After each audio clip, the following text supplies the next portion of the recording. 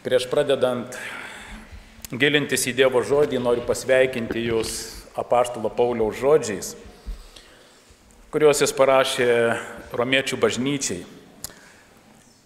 Jie atspindi šiandieninę mano nuotaiką ir mano dvasią. Ir jis sako taip: džiaugiuosi jumis ir linkiu, kad išmanytumėte, kas gera, ir nesiveltumėte į blogį, nes ramybės Dievas netrukus sutryps šėtoną po jūsų kojomis. Koks nuostabus pažadas ir palinkėjimas. Tad viešpaties Jėzaus malonė tebūnė su jumis. Na ir su manimi. Šiandien vėl noriu grįžti prie temos, kuri susideda iš 3 žodžių. Mes jau esame ją šiek tiek apžvelgę.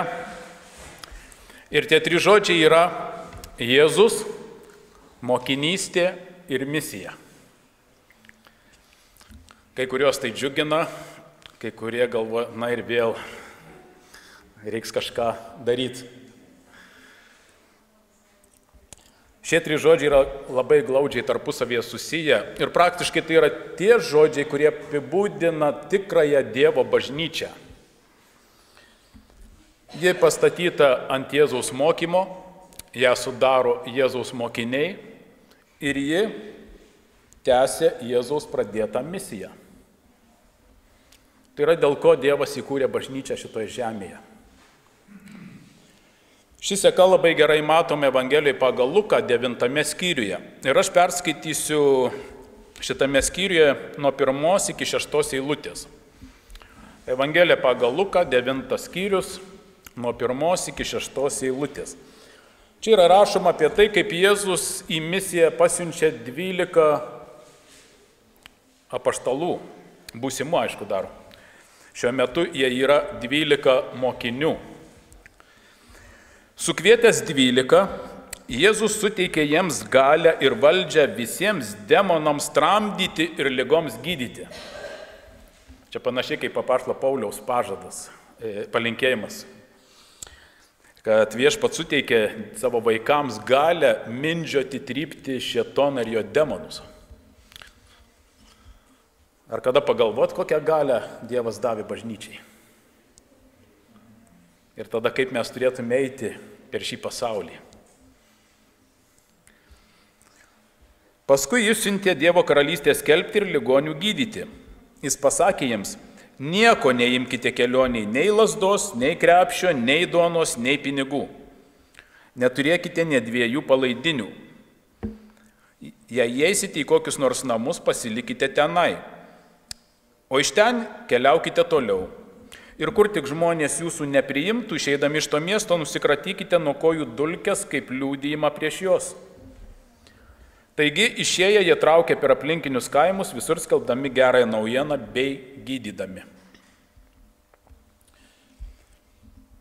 Jeigu atsiverčiame Evangeliją pagal Luką 10 skyrių ir skaitame nuo 1 iki 12 eilutės, čia mes matome, kaip Jėzus į misiją išsiunčia 72 mokinius. Luko 10 skyrius nuo 1 iki 12 eilutės. Paskui viešpats paskyrė dar kitus 72 mokinius ir išsiuntė juos po 2, kad eitų pirma jo į visus miestus bei vietovės, kuris pats ketino vykti. Jis sakė jiems: pjūtis didelė, o darbininkų maža. Melskite pjūties šeimininką, kad atsiųstų darbininkų į savo pjūtį. Keliaukite. Štai siunčiu jūs lyg avinėlius tarp vilkų. Nesineškite piniginės, nei krepšio, nei apavo ir nieko kelyje nesveikinkite. Į kuriuos tik namus užeisite, pirmiausia tarkite: ramybė šiems namams. Ir jei ten gyvens ramybės sūnus, jūsų ramybė nužengs ant jo, o jei ne, sugrįš pas jūs. Pasilikite tuose namuose, valgykite ir gerkite, kas duodama, nes darbininkas vertas savo užmokesčio. Nesikilnokite iš namų į namus. Jei nueisite į kurį nors miestą ir jūs priims, valgykite, kas bus jums padėta. Gydykite to miesto ligonius ir sakykite visiems: jums prisiartino Dievo karalystė. O jeigu suksite į tokį miestą, kur jūsų nepriims, išėję į aikštę tarkite: Mes jums nukratome net jūsų miesto dulkes, prilipusias prie mūsų kojų, bet vis tiek žinokite, Dievo karalystė jau prisiartino. Sakau jums, ateis diena, kai Sodomai bus lengviau negu anam miestui. Ir taip toliau. Kaip matome, Jėzus iš pradžių į misiją siunčia 12 mokinių, vėliau 72. Ir siųsdamas į misiją ir vieną grupę mokinių, ir kitą grupę mokinių, Jėzus suteikia jiems ypatingą galią liudyti apie Dievo karalystę. Bei duoda tam tikrus nurodymus, kaip atlikti jiems patikėtą užduotį. Tai yra misija. Eiti ir paruošti žmonės, pasitikti jų tikrąjį karalių, kuris pradėjo kurti žemėje savo karalystę. Tokia turėjo būti jų žinia. Kaip matome, nurodymai labai panašus ir vienai ir kitai grupiai. Kas buvo tie 12 ir kaip jiems sekėsi įgyvendinti Jėzaus patikėtą misiją po Jėzaus mirties ir prisikėlimo, mes žinome. Apie tai rašo Apaštalų darbų knyga, mes turime laiškus apaštalų ir iš to galime matyti, kaip jiems sekėsi įgyvendinti tai, ką Viešpats patikėjo jiems. Tačiau kas buvo tie 72 mokiniai? Ir kaip jiems sekėsi įgyvendinti patikėtą Jėzaus misiją po Jėzaus prisikėlimo? Kiek mes apie tai žinome?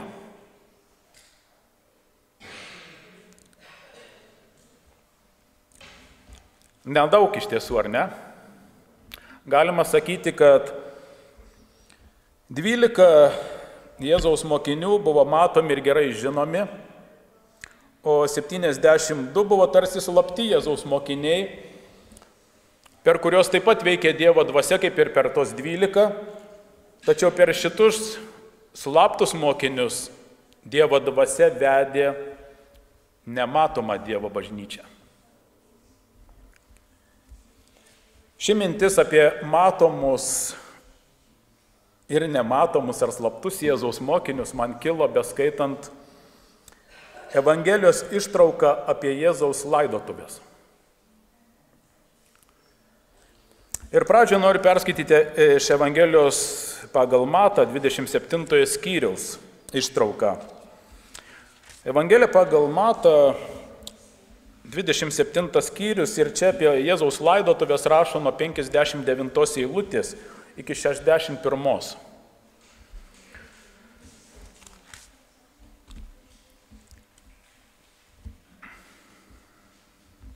Na, galim nuo 57 paskaityti. Vakarui atėjus atvyko turtingas žmogus iš Arimatėjos vardu Jozapas, kuris irgi buvo Jėzaus mokinys. Įdomu, kad apie jį Matas nieko anksčiau nerašė. Šis mokinys, kaip sako, kaip grybai po lietaus, išlenda per Jėzaus laidotuvės. Nieko daugiau prieš tai apie jį nieko nežinom. Nuėjęs pas Pilotą jis paprašė Jėzaus kūno. Pilotas įsakė jį atiduoti. Jozapas pasiėmė kūną, įvyniojo išvarę drobulę ir paguldė savo naujajame kapo rūsyje, kurį buvo įsikaldinęs oloje. Paskui jis užrito didelį akmenį ant rūsio angos ir nuėjo. Atkreipkite dėmesį, kad Jozapas palaidojo Jėzų būtent savo kapo rūsyje, naujame. Dar papildomų detalių mes atrandame įdomių skaitant Evangeliją pagal Joną. Ir atsiverskime, pažiūrėt, ką rašo apaštalas Jonas 19 skyriuje apie Jėzaus laidotuvės. Evangelija pagal Joną 19 skyrius nuo 38 eilutės iki 42.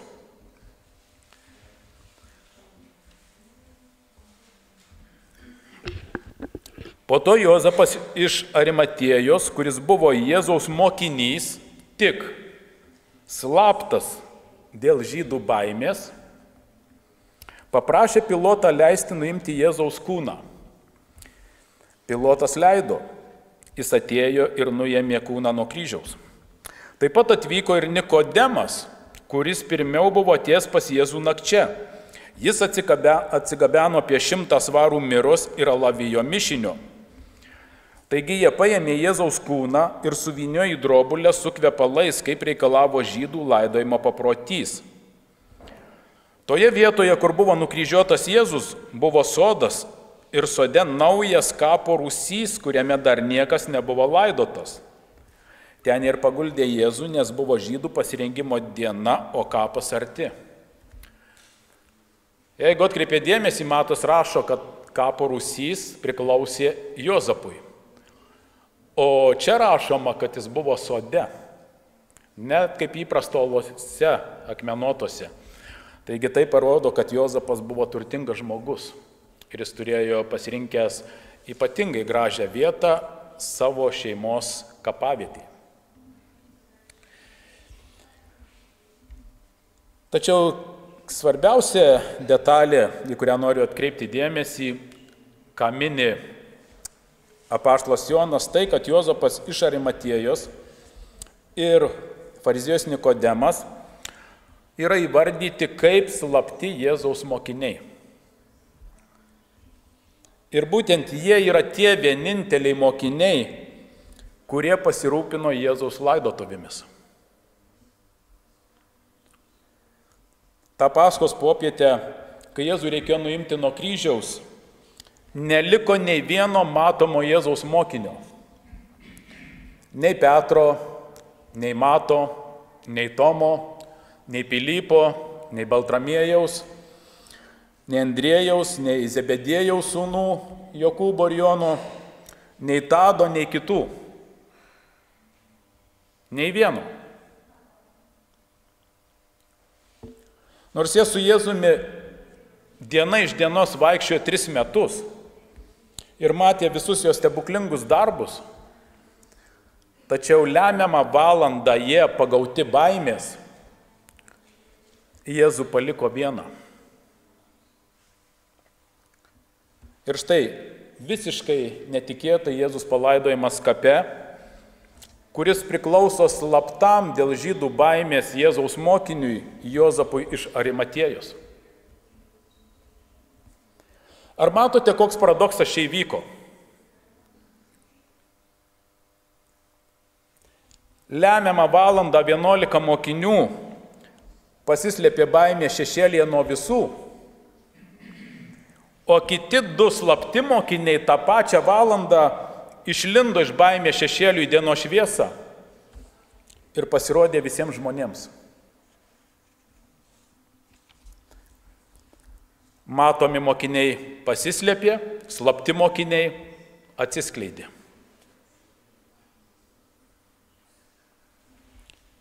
Trumpai apžvelkime tai, ką mes žinome apie šios 2 slaptus Jėzaus mokinius. Evangelija sako, kad tiek fariziejus Nikodemas, tiek ir Juozapas iš Arimatėjos, jie buvo ne tik turtingi, bet ir garbingi žydų teismo tarybos, tai yra Sinedriono nariai. Apie tai mes galim skaityti Evangelijoje pagal Joną 7 skyriui ir Morkaus 15 skyriui rašo. Ir jie abu turėjo didelį autoritetą ne tik tarp žmonių, bet ir tarp pačių fariziejų. O turėdami didelį autoritetą, jie taip pat turėjo ir didelę įtaką aplinkiniams. Ir į jų žodžius buvo kreipiamas dėmesys. Ir į jų nuomonę buvo įsiklausoma. Taip pat mes žinome ir tai, kad Juozapas iš Arimatėjos buvo drąsus žmogus. Ir tai vardina taip pat Evangelijoje evangelistas, nes jis išdrįso tą dieną, kai prieš Jėzų pakilo visa žydų vyresnybė, kai jis buvo atiduotas nukryžiuoti, jis išdrįso ateiti pas Pilotą ir paprašyti Jėzaus kūno, kad galėtų jį palaidoti. Ir tam iš tikrųjų reikėjo drąsos. Kodėl? Nes labai lengvai tu galėjai būti priskaitytas kaip vienas iš jų. Ir tavo likimas galėjo būti toks pats kaip ir jo. Bet tą valandą kažkodėl slaptas Jėzaus mokinys daugiau nebebijojo.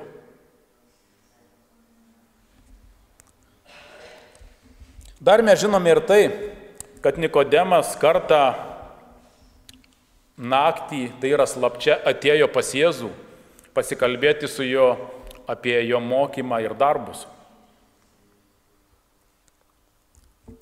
Tikriausiai būtent po šio pokalbio Nikodemas ir tapo slaptu Jėzaus mokiniu, tačiau kaip ir kada Juozapas iš Arimatėjos tapo Jėzaus mokiniu, mes nieko apie tai nežinome. Galbūt jis apie Jėzų girdėjo kalbant Sinedrione, kai jis buvo teisiamas, o galbūt jis susitikdavo su Nikodemu, kur nors slaptoje vietoje ar svečiuose pas jį, ir kartu aptardavo Jėzaus darbus. O galbūt jis pats išeidavo į gatvę asmeniškai pasiklausyti Jėzaus pamokslų ir mokymo. Šių detalių raštas nepateikia ir mes to nežinome. Raštas taip pat nesako ir apie tai, ar jie visko tikėjo, ko Jėzus mokė. Ar ne? Ar jie bendravo su kitais matomais Jėzaus mokiniais ar ne? Ar kiek daug jie žinojo apie asmeninį Jėzaus gyvenimą? Iš to, kaip jie atliko laidotuvės, galime numanyti, kad jie nežinojo to, kad Marija dar Jėzui esant gyvam jau buvo patepusi jį laidotuvėms, brangiausiais kvepalais. Ir taip pat mes žinome, kad jie, kaip ir kiti mokiniai, netikėjo to, kad Jėzus prisikels 3 dieną. Nes Juozapas paguldęs Jėzų į kapo rūsį, ant kapo angos užritino didžiulį akmenį, galvodamas, kad ten jo kūnas supus kaip ir visų kitų žmonių. Taigi, kaip matome, apie šios du Jėzaus slaptus mokinius mes iš tikrųjų žinome labai nedaug. Taip, rašte daugumas detalių, apie kurias mums būtų įdomu žinoti, nutyli ir nieko nesako. Tačiau, kalbant apie Nikodemą ir Juozapą, visgi yra paminėta keletas svarbių dalykų, į kuriuos šventoji dvasia nori atkreipti mūsų dėmesį. Pirmas svarbus dalykas yra tas, kad tie, kurie iš vyresnybės patikėjo Jėzumi, jie neišpažino viešai to, kad yra Jėzaus mokiniai, nes bijojo, kad nebūtų išmesti į sinagogos. Ir apie tai mes skaitome Evangelijoje pagal Joną 12 skyriuje. Evangelija pagal Joną 12 skyrius, 42 ir 43 eilutės. Ir čia sakoma, vis dėlto įtikėjo Jėzų nedaugelis iš vyresnybės, tačiau dėl fariziejų jo viešai neišpažino, kad nebūtų pašalinti iš sinagogos. Deja, žmonių pagarbą jie brangino labiau už Dievo garbę.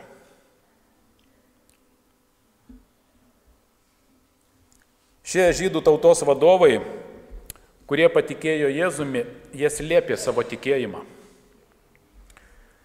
nes bijojo sugadinti savo reputaciją ir prarasti turimas privilegijas.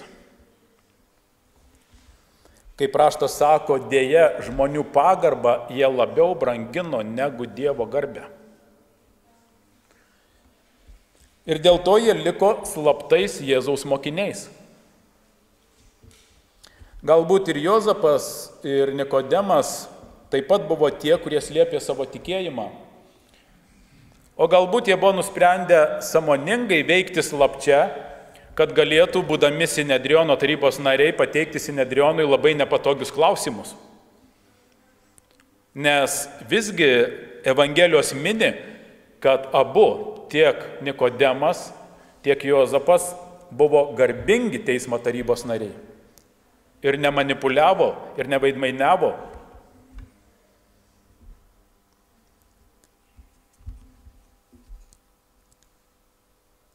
Kitas svarbus dalykas, apie kurį rašoma rašte, yra tai, kad jie abu, Juozapas iš Arimatėjos ir fariziejus Nikodemas, Jėzų palaidojo kaip karalių. Juozapas Jėzui nupirko naują drobulę ir atidavė savo naujai įrengtą kapo rūsį, kuriame dar niekada niekas nebuvo palaidotas.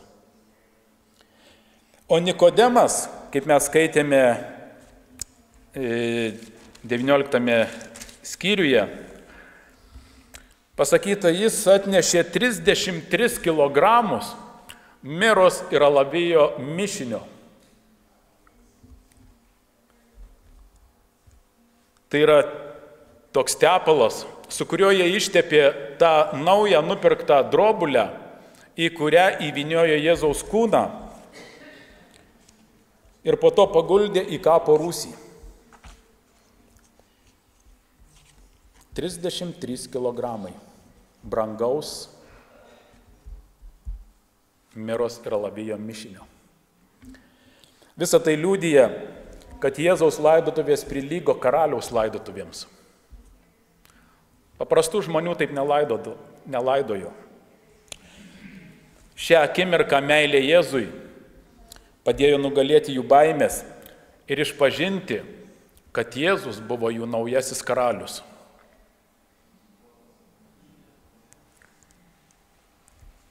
Taigi šie du slapti mokiniai, Juozapas ir Nikodemas, pačią svarbiausią valandą drąsiai stojo į viešumą. Ir visiems paliudijo, kad yra slapti Jėzaus mokiniai. Jie daugiau nebijojo nei to, kas jų laukia ateityje, nei to, kaip su jais elgsis jų bendraminčiai ir kolegos, nei to, kaip žiūrės juos kiti žmonės. Kalbant apaštalo Jono retoriką, jie tapo šviesa, kuri suspindo tamsoje ir kurios daugiau nebegalėjo užgožti tamsa. Atėjo diena, kai šie du slapti Jėzaus mokiniai nebeleido, kad baimė vėl tartų paskutinį žodį. Jie drąsiai stojo Jėzaus pusėn ir padarė tai, ko nepaėgė padaryti baimės apimti visi žinomi ir matomi Jėzaus mokiniai. Pagaliau atėjo valanda, kai jie daugiau nebebijojo išpažinti Jėzų žmonių akivaizdoje. Todėl ir Jėzus nesigėdija išpažinti jos savo tėvo akivaizdoje. Štai dėl to jų vardai ir yra minimi Evangelijoje. Noriu jūsų dėmesį atkreipti į dar vieną svarbų tekstą, esantį tik Evangelijoje pagal Joną. Ir tai yra 21 skyrius, 1 ir 2 eilutės. Čia mums sakoma, paskui Jėzus vėl prisikėlęs pasirodė mokiniams prie Tiberiados ežero. Pasirodė taip. Buvo draugė Simonas Petras, Tomas vadinamas Dvyniu, Natanaelis iš Galilėjos Kanos, Zebediejaus sūnūs ir dar 2 kiti mokiniai.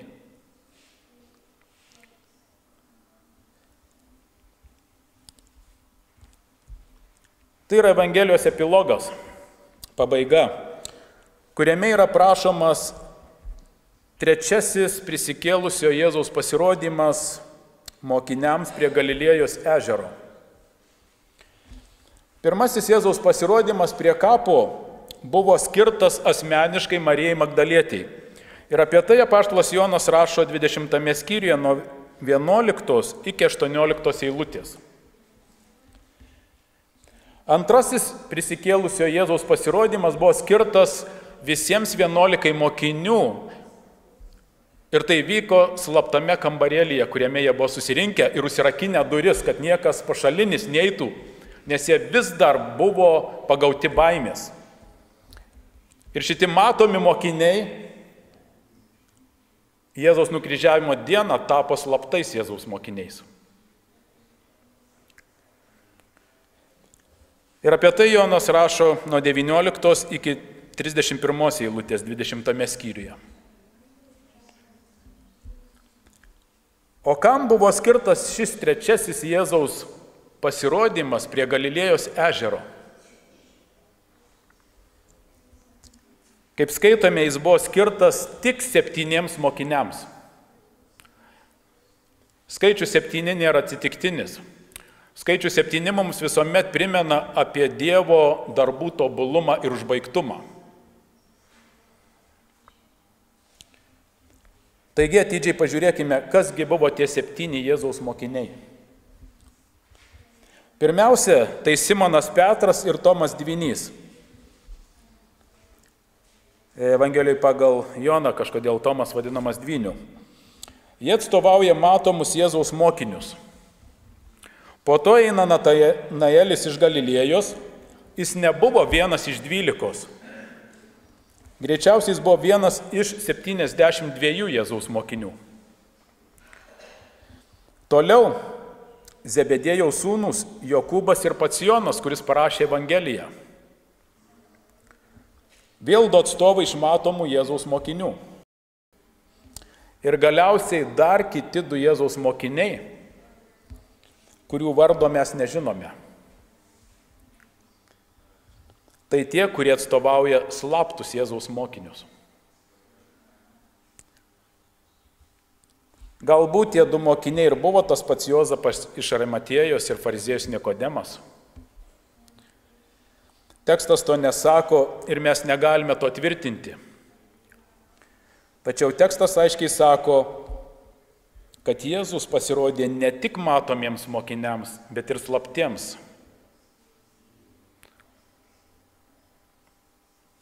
Ką tai sako mums? Ko mes galime išmokti iš viso šito liudijimo apie matomus ir slaptus Jėzaus mokinius? Pirmiausia tai, kad Evangelija nesmerkia slaptų Jėzaus mokinių, bet priešingai jos labai vertina ir brangina. Mes per dažnai reiškime nuomonę apie vieną ar kitą žmogų. Ir per dažnai tarime jiems nuosprendį. Tačiau yra vienintelis visoje visatoje, kuris žino, kas yra žmogaus viduje ir kuris vienintelis gali priimti teisingą sprendimą ir ištarti tinkamą nuosprendį žmogui. Ir tai yra Dievo sūnus Jėzus. Jis vienintelis žino, kas yra tikri jo mokiniai, o kurie tik apsimeta jais. Antras dalykas, ko mus moko raštas, kalbant apie slaptus Jėzaus mokinius, yra tai, kad Dievo šeimą sudaro įvairūs Jėzaus mokiniai. Jie gali būti žydų kilmės, jie gali būti pagonių kilmės, jie gali būti maišyti ir žydų ir pagonių kilmės, kaip kad buvo samariečiai. Jie gali būti matomi ir žinomi Jėzaus mokiniai, kaip kad yra Jonas ir Petras. Jie gali būti ir slapti, ir nematomi mokiniai, tokie kokie buvo Nikodemas ir Jozapas. Dievo meilė ir malonė yra tokia nuostabi. Dievo šeimoje vietos yra visiems. Jeigu Jėzaus Evangelijos šviesa gali šviesti per tave, nesvarbu, ar tu esi matomas Jėzaus mokinys ar slaptas, dėl kažkokių priežasčių tu vis dar slepiesi nuo žmonių, bijai išpažinti savo tikėjimą, Dievas vis tiek myli tave, vertina ir džiaugiasi tavim.